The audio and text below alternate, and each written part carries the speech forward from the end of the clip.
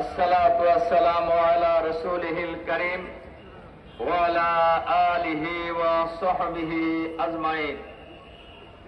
বাংলাদেশ জামাত ইসলামী ঢাকা মহানগরী দক্ষিণ এবং উত্তরের যৌথ উদ্যোগে গতকাল বাংলাদেশের গোপালগঞ্জের একটি রাজনৈতিক দলের মিটিংয়ে হামলা এবং নিষ্ঠুরভাবে হত্যাকাণ্ডের প্রতিবাদে আয়োজিত আজকের এই বিশাল বিক্ষোভ সমাবেশের সংগ্রামী সভাপতি, আজকের এই বিশাল বিক্ষোভ সমাবেশের সম্মানিত প্রধান অতিথি, বাংলাদেশ জামাত ইসলামীর সংগ্রামী কেন্দ্রীয় নায়েবে আমির, ইসলামী ছাত্র শিবিরের সাবেক কেন্দ্রীয় সভাপতি, সাবেক এমপি, সংগ্রামী জননেতা জনাব ডক্টর সৈয়দ আব্দুল্লাহ মোহাম্মদ তাহের, বিশেষ অতিথি বাংলাদেশ জামাত ইসলামীর সংগ্রামী সেক্রেটারি জেনারেল, সাবেক এমপি,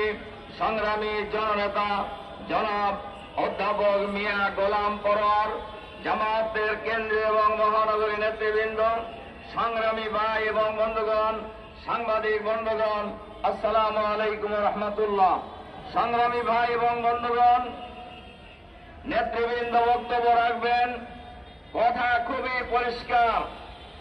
জুলাই বিপ্লবে হাজার হাজার মানুষ জীবন দিয়ে, রক্ত দিয়ে, লক্ষ লক্ষ মানুষ বছরের পর বছর কারাবরণ করে কারাগারে নির্যাতিত হয়ে আমরা সবাই মিলে ঐক্যবদ্ধভাবে আমরা এই বাংলাদেশকে ফ্যাসিবাদ মুক্ত করেছি।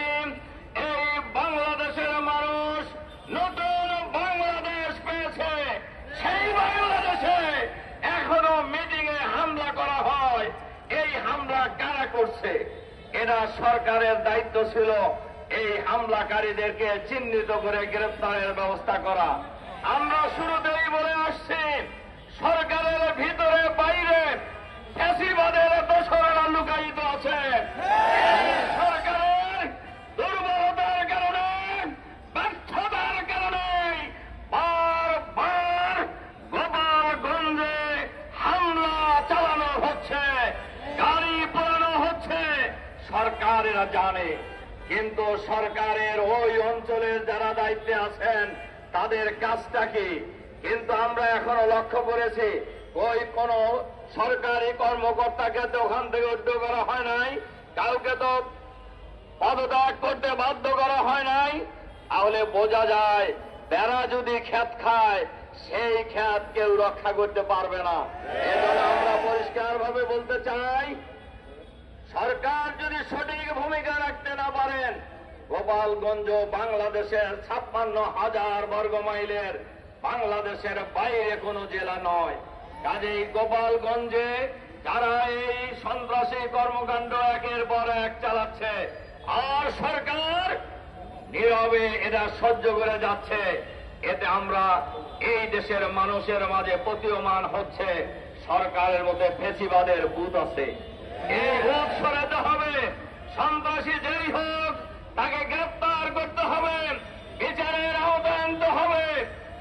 জুলাই বিপ্লবের চেতনায় যারা উজ্জীবিত, দেশ মাতৃকার জন্য, ফ্যাসিবাদ মুক্ত বাংলাদেশের জন্য আমরা যারা লড়াই করেছি, আবার ঐক্যবদ্ধভাবে ফ্যাসিবাদের দোসরদেরকে বাংলাদেশের মাটি থেকে চিরদিনের জন্য বিতাড়িত করার জন্য ঐক্যবদ্ধ প্রতিরোধ করে দেওয়ার আহ্বান জানিয়ে আমার বক্তব্য এখানে শেষ করছি।